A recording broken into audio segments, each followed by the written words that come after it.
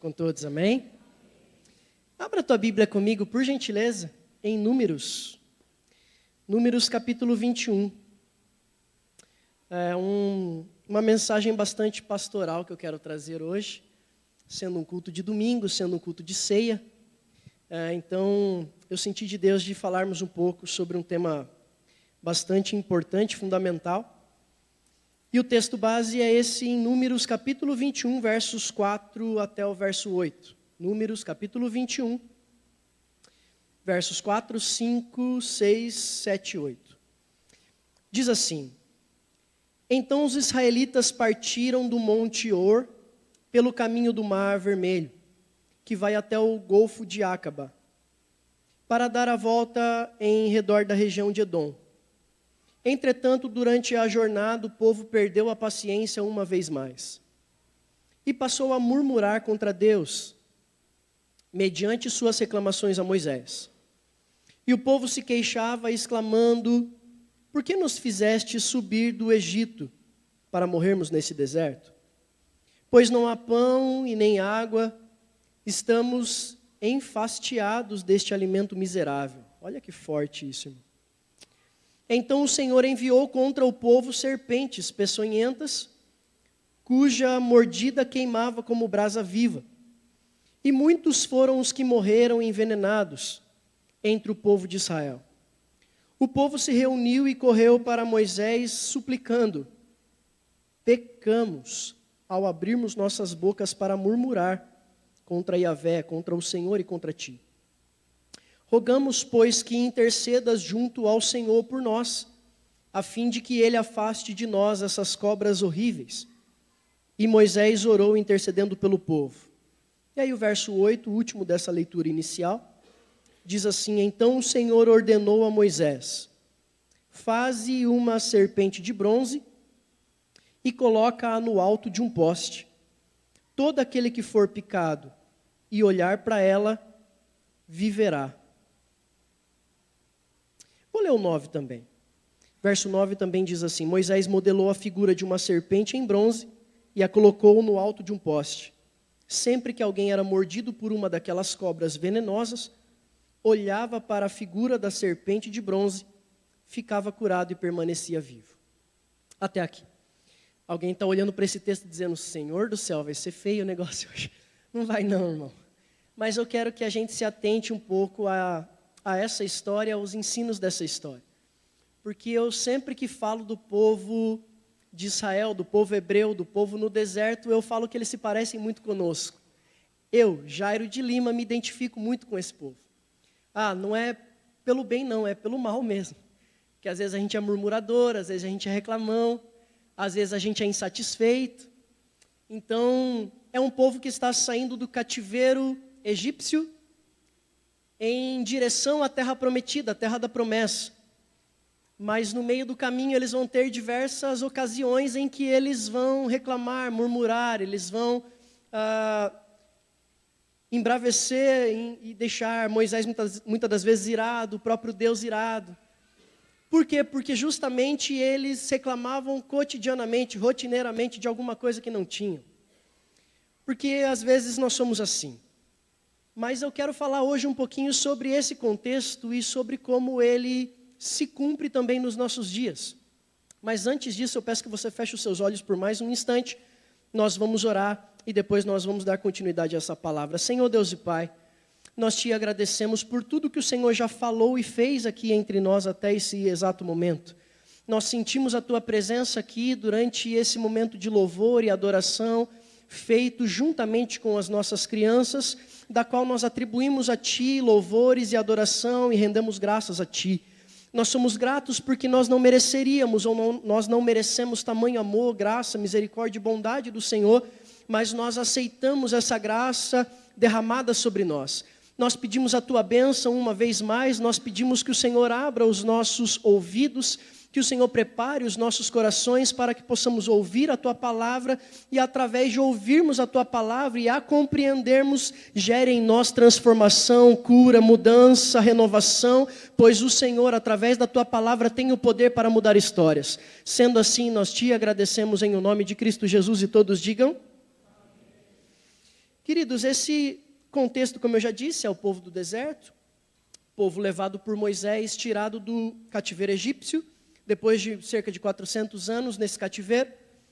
E aí eles, em determinado ponto da travessia, quando eles já tinham experimentado maná, quando eles já tinham experimentado a água saindo de rochas e tantas coisas mais, vai dizer que em algum momento novamente alguma coisa acontece, um tempo de escassez, um tempo em que eles não estavam tendo o que queriam, eles começam mais uma vez a murmurar e reclamar de Deus através de Moisés, através do seu líder. Ou seja, eles chegavam até Moisés reclamando, mas o próprio texto vai dizer que eles não estavam reclamando de Moisés, eles estavam reclamando de Deus para Moisés.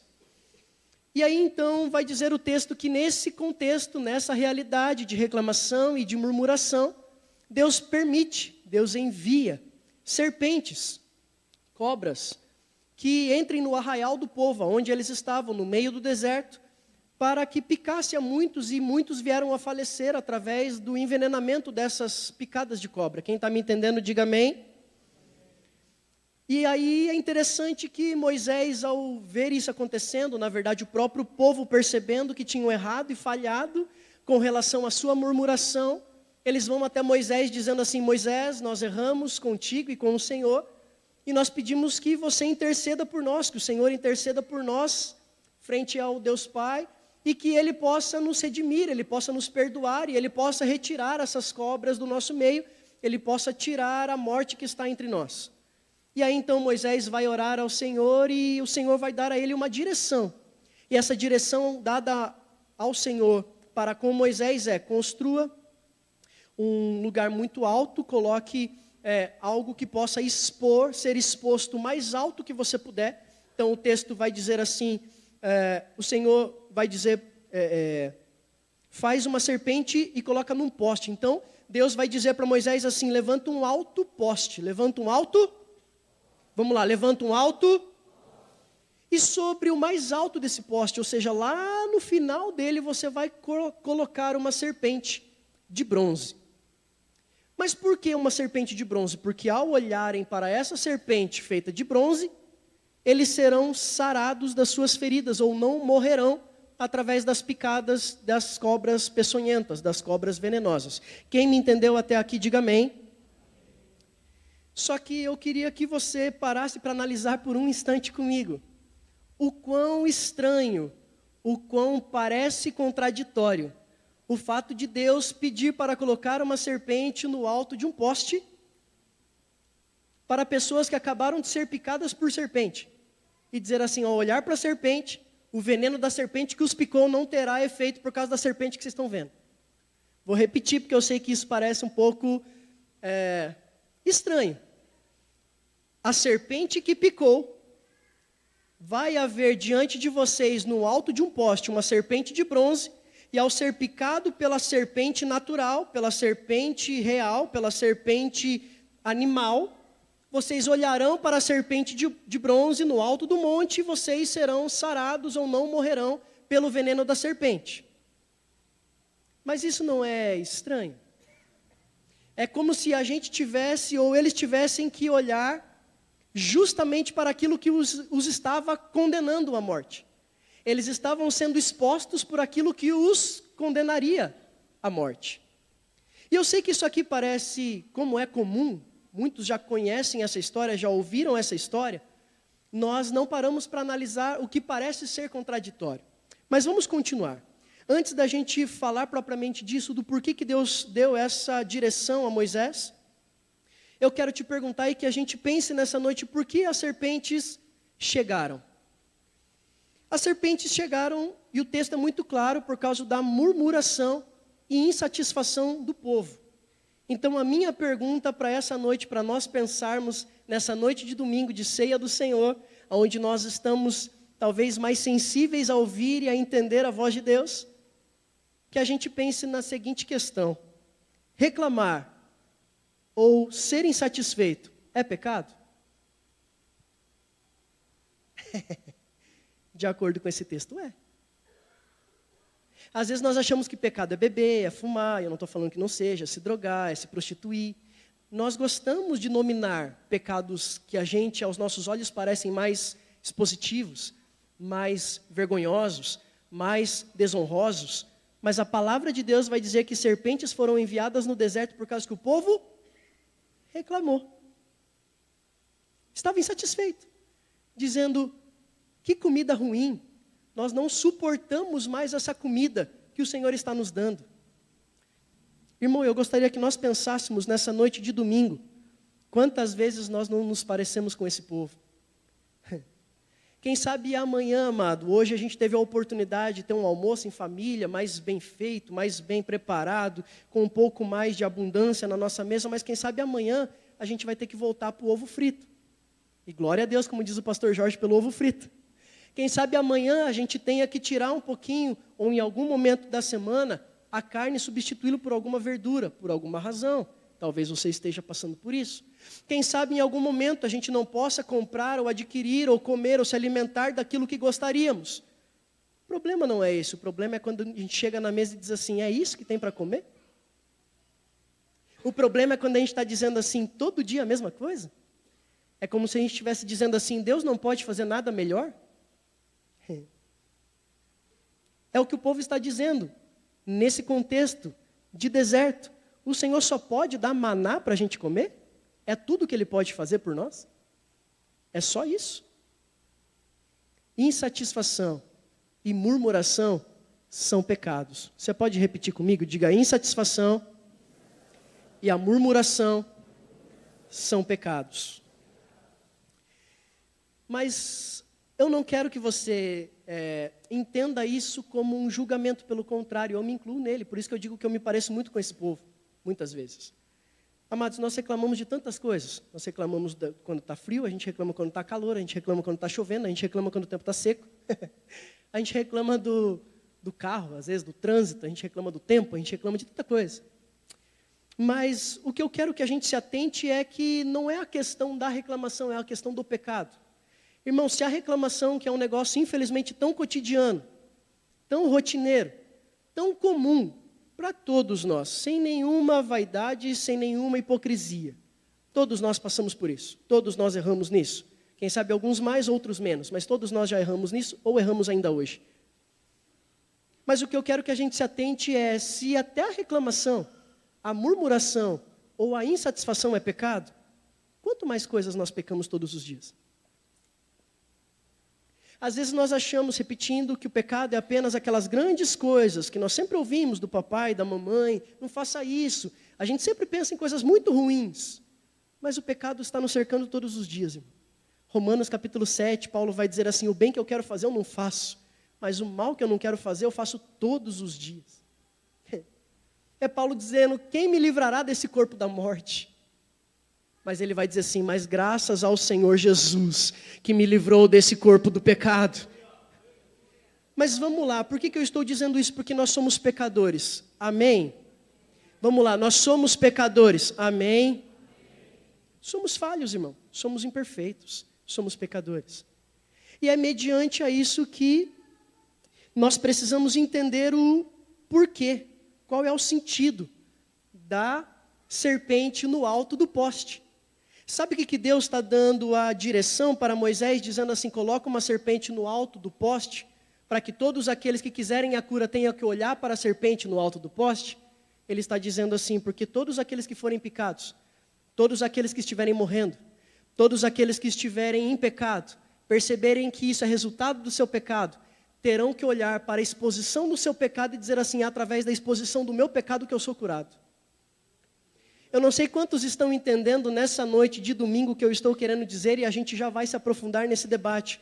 Mas eu estou dizendo que só podemos ser curados quando primeiramente os nossos pecados e falhas e as nossas doenças são expostas. Nós só recebemos o perdão, nós só recebemos a cura, nós recebemos a restauração quando primeiramente nós olhamos para aquilo que estamos falhando. Nós percebemos o quão falho nós somos, nós percebemos o quão pecadores nós nos tornamos, e nós olhamos para a exposição dos nossos pecados, e a partir da exposição dos nossos pecados nos gera arrependimento, que gera cura, que gera transformação, que gera mudança de vida, que gera resposta dos céus. Então coloca o tema para mim, por gentileza. Pode aplaudir ao Senhor.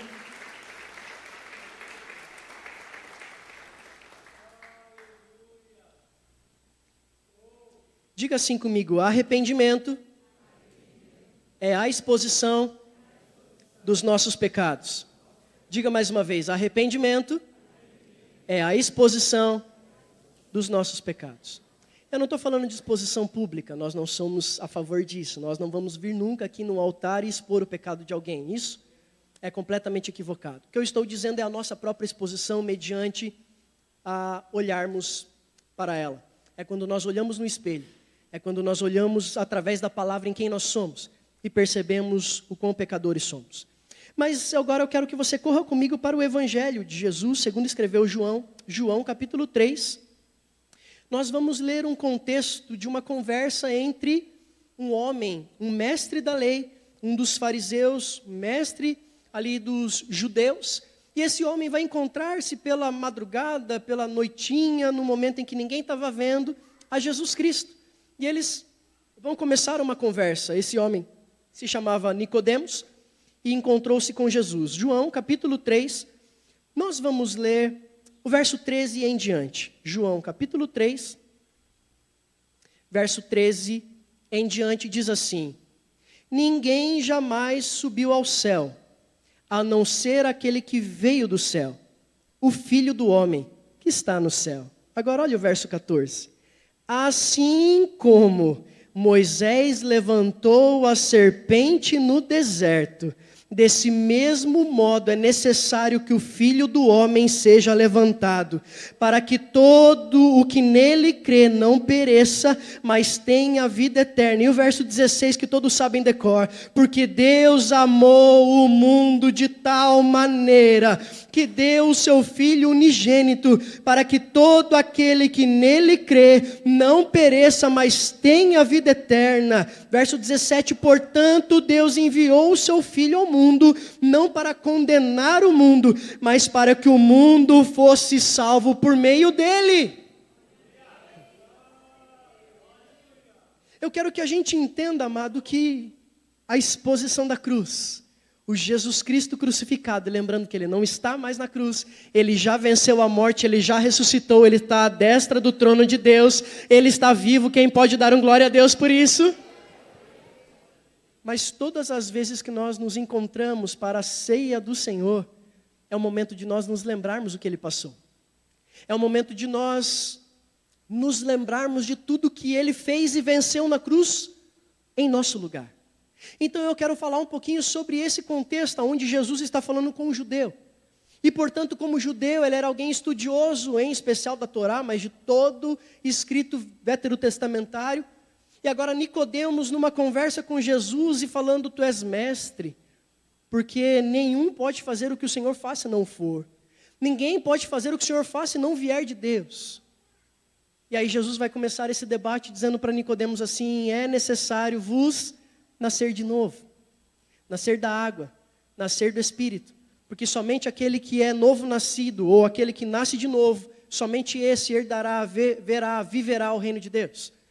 E aí Nicodemos vai dizer assim: mas mestre, como que o senhor pode falar isso? O senhor está tentando dizer que eu vou renascer, o senhor está tentando me ensinar sobre reencarnação, eu preciso nascer de novo, como que eu vou voltar para o ventre da minha mãe já sendo velho? E aí Jesus vai dizer assim: não, Nicodemos, tu sendo mestre, não entende o que eu estou dizendo? O que eu estou falando é tão normal, é tão comum, é tão óbvio, é tão simples. O que eu estou dizendo não dá para adentrar o reino de Deus continuando a ser a quem você já era. Vou repetir. Jesus Cristo está dizendo para o mestre da lei, alguém que sabe a lei de cor, ele está dizendo assim: não adianta ter a lei decorada, precisa vivê-la. Jesus está dizendo para Nicodemos assim: Nicodemos, eu não estou aqui nessa noite, nessa madrugada, nós não estamos conversando sobre algo diferente daquilo que você já imagina e já sabe. Eu estou dizendo para você que eu vim para apresentar um reino, e esse reino só vai participar dele quem nascer de novo, e só pode nascer de novo quem se arrepender primeiro. Irmão, hoje eu quero que a gente pense sobre qual é o nível de arrependimento que nós temos vivido. Qual é o nível de nova criatura que nós temos vivido? Porque nós gostamos muito de nos condicionarmos e nos falarmos e autodeterminarmos como cristãos. E eu não estou aqui para julgar seu cristianismo, quem sou eu para isso? O que eu estou dizendo nessa noite é qual é o nosso nível de arrependimento para qual nós temos dedicado a nossa vida ao Senhor. Qual é o nível de entrega e de resposta àquilo que Deus tem nos pedido? Ou nós somos alguém que é apenas um adepto à religiosidade, à religião, aos evangélicos, à igreja do Evangelho Quadrangular? Nós não precisamos de membros, nós não precisamos de evangélicos, nós precisamos de cristãos. Ei, o mundo não precisa de mais evangélico, o mundo não precisa de mais gente com carteirinha de membresia. O mundo está precisando de gente arrependida, gente com Jesus no coração, gente com verdadeiro amor, gente com verdadeiro cristianismo, arrependimento e nova vida. Jesus está chamando uma geração de gente que quer viver a plenitude do Evangelho.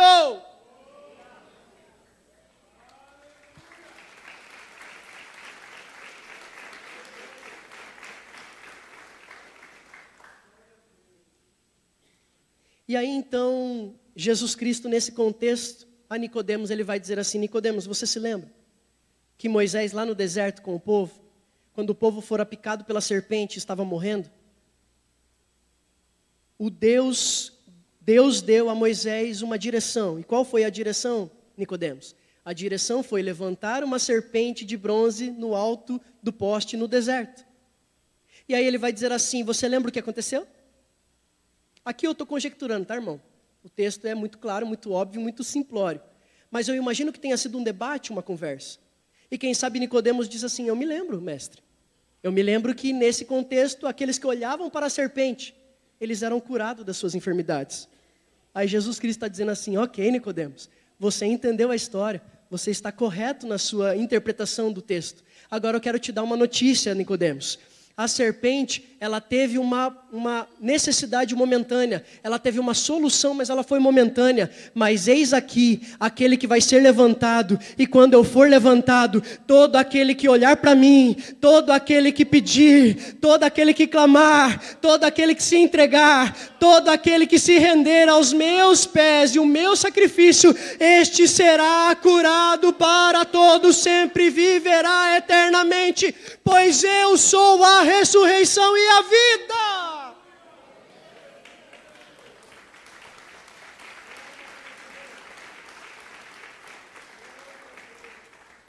Mas agora a minha pergunta para você é: por que Jesus precisava morrer na cruz? Por que é que Jesus precisava ser levantado? Porque ele vai usar essa expressão nesse texto, nesse contexto tão conhecido de nós, em especial o verso 16. Por que Jesus antes disso vai usar justamente essa comparação, vai usar justamente essa história para trazer um ensino a Nicodemos e para nós também nessa noite? Por que é que ele precisou ser levantado? Você já se perguntou isso? A resposta para mim é simples. Porque tudo aquilo que é levantado fica mais visível. Tudo aquilo que é levantado fica mais destacado. Diga assim comigo: o sacrifício deve ser a principal mensagem do Evangelho. Às vezes nós temos nos esquecido da principal mensagem do Evangelho. A principal mensagem do Evangelho não são os benefícios, mas é o sacrifício.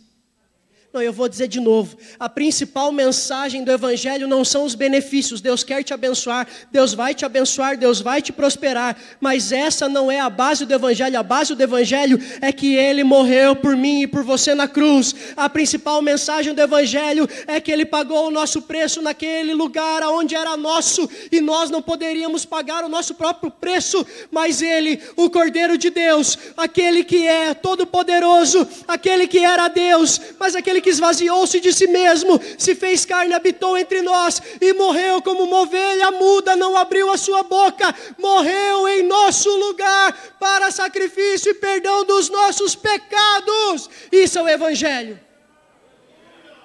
Isso é Evangelho. Isso é Evangelho. Isso é Evangelho.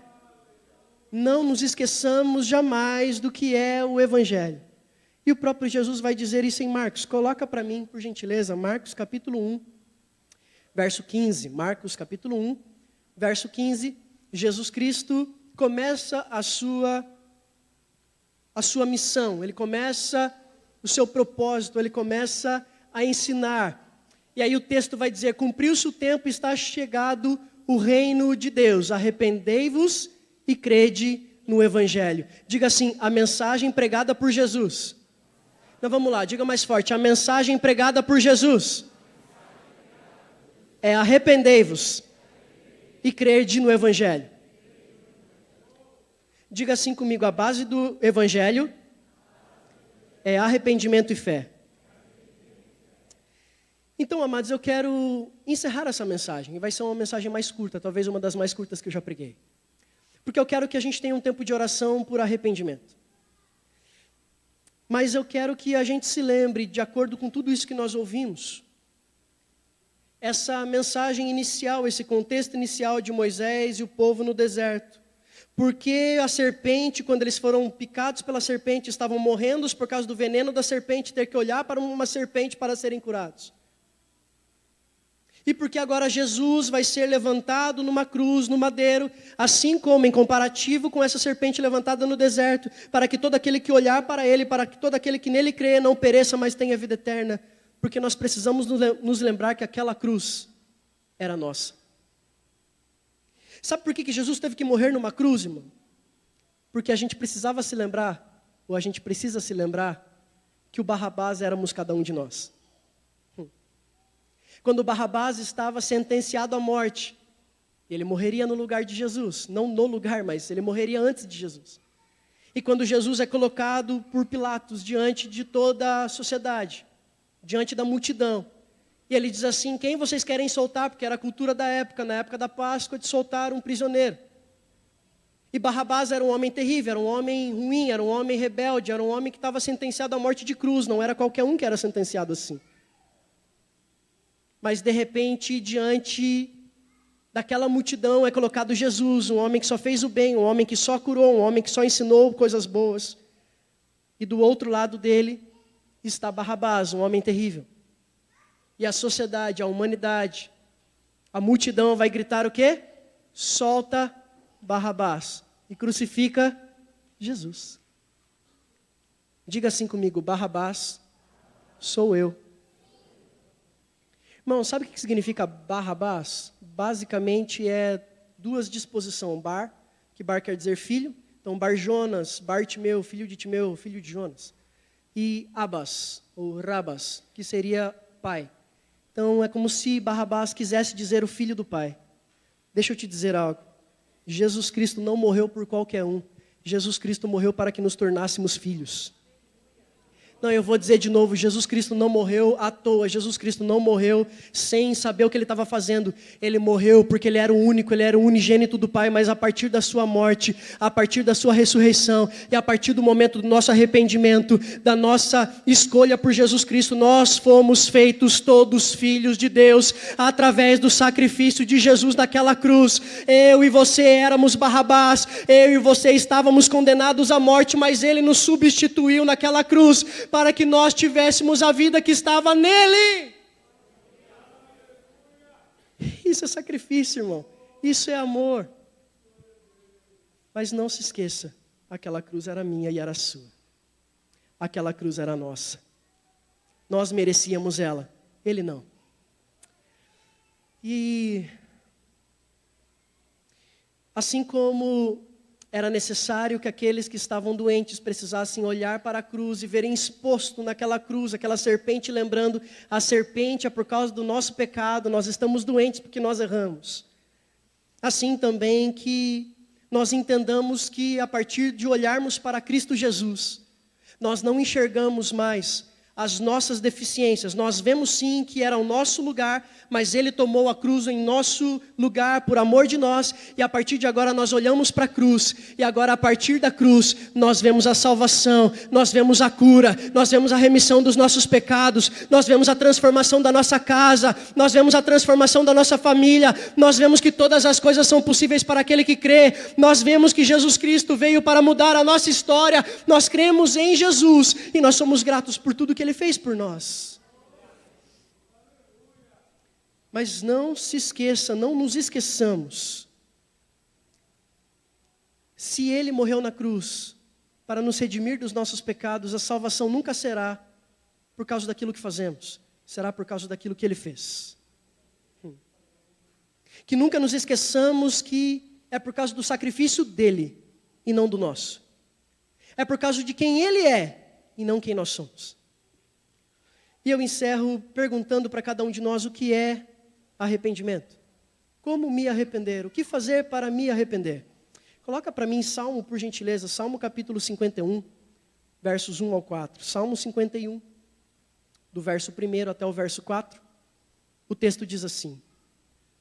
Salmo no capítulo 51, verso 1. Tem piedade de mim, ó Deus, segundo a tua misericórdia, conforme a tua grande clemência, apaga as minhas transgressões, os meus pecados. Verso 2. Lava-me de toda a minha culpa e purifica-me do meu. Verso 3. Pois no meu íntimo reconheço as minhas transgressões e trago sempre presente o horror do meu pecado. Verso 4. Pequei contra ti somente. Pratiquei o mal que tanto reprovas. Portanto, justa é a tua sentença, incontestável ao julgar-me condenado. Bom, sabe qual é o primeiro passo do pecado? É a gente perceber que a gente não tinha solução. Sabe qual é o primeiro pecado do arrependimento verdadeiro? É quando a gente olha para a gente vê quão imperfeito a gente é. Quão pecador nós somos. O quão é exposto quando nós olhamos para o espelho. Lembra que eu fiz aqui um comentário rápido da questão da reclamação. Irmão, se a reclamação é pecado, quanto mais nós pecamos todos os dias. Então, o arrependimento é a exposição de quem nós somos, é a exposição do nosso pecado. Quem está me entendendo, diga amém. Agora, olha o verso, 1 João, primeiro livro de João, capítulo 1, verso 9. 1 João, ou carta, perdão, então 1 João, capítulo 1, verso 9. No finalzinho da nossa Bíblia, diz assim: se confessarmos, diga, se confessarmos os nossos pecados. Não precisa continuar repetindo. Ele é fiel e justo para nos perdoar todos os pecados e nos purificar de qualquer injustiça. Então, pastor, como eu faço para me arrepender? Simples. Primeiro, perceba o pecado. Veja o pecado. Reconheça o pecado. Deixa ele ser exposto. Não é diante dos outros, repito. Não precisa expor na internet, não precisa expor para pessoas. Exponha diante de Deus. Seja sincero e transparente. Sejamos. Sejamos pessoas que diante de Deus não escondemos nada. Não colocamos máscaras. Não colocamos subterfúgios. Não colocamos nenhum tipo de vaidade. Ele sabe quem nós somos, por completo. Cheguemos diante dele dizendo: Senhor, eu pequei. Senhor, eu sou mau. Senhor, meu coração não é bom. Senhor, eu pensei o que não devia, eu falei o que não devia, eu agi como não devia. Mas depois que nós enxergamos e confessamos, aí então nós precisamos de uma segunda etapa e nós encerramos por aqui. Atos capítulo 2, verso 38. Atos 2, verso 38. O que fazer? Eu entendi meu pecado, pastor, eu confessei o meu pecado, e agora? Orientou-lhes Pedro: arrependei-vos e cada um de vós seja batizado em nome de Jesus Cristo para perdão dos vossos pecados e recebereis o dom do Espírito. Diga assim comigo: exposição, confissão e atitude. Diga mais uma vez: exposição, confissão e atitude. Bom, nós precisamos entender que todo aquele que se arrepende, larga aquilo da qual se arrependeu. Então eu quero fazer um momento de oração e eu peço que todos curvam a sua cabeça, se você preferir, feche os seus olhos. Eu quero que a gente pense um pouquinho sobre quão pecadores nós somos. Ah, pastor, eu não gosto de pensar nisso, mas se a gente não pensa nisso, a gente não dá valor para aquilo que Jesus fez. Se a gente não percebe o quão pecadores nós somos, nós achamos que Jesus não fez algo tão incrível assim. Em Gênesis, mas pode ficar já com seus olhos fechados, apenas me escute. Em Gênesis, quando Adão errou e ele se escondeu ouvindo os passos de Deus no jardim, vai dizer que quando Deus entra no jardim, Deus pergunta: Adão, onde estás? Deus sabia onde Adão estava. Depois, quando Adão se apresenta, ele diz, tive medo e me escondi. Ele vai dizer, mas por que tivestes medo? E aí então ele vai dizer, comeste do fruto que eu pedi para não ser comido? Deus sabia onde Adão estava e Deus sabia o pecado de Adão, mas por que então Deus perguntou para Adão, onde estás e por que estás com vergonha, com medo? É porque ali Deus estava dando a oportunidade para Adão confessar o seu pecado, o seu primeiro pecado. Deus estava mostrando como é que funcionaria dali por diante, a partir do pecado de Adão, como que seria com toda a humanidade. Quando a gente pecasse, a gente precisaria expor esse pecado diante dele. Nós precisaríamos chegar diante dele, mesmo que temerosos por causa do pecado, mesmo que envergonhados por causa do pecado, nós teríamos que chegar diante de Deus Pai e dizer, pequei, errei. Então, nesse momento que nós façamos isso, é lógico que não será uma oração audível. Então, seja aí no teu lugar, na tua mente, no teu coração, mas que a gente possa dizer para o Senhor, Senhor, me perdoa dos meus pecados. Senhor, me ajuda a não pecar mais nessa área. Senhor, me ajuda a não cair mais em tentações como as quais eu estou caindo ainda. Senhor, me ajuda a mudar aquilo que eu não consigo mudar sozinho. Senhor, eu me arrependo dos meus erros. Eu me arrependo porque eu não sou uma pessoa tão boa quanto eu gostaria de ser.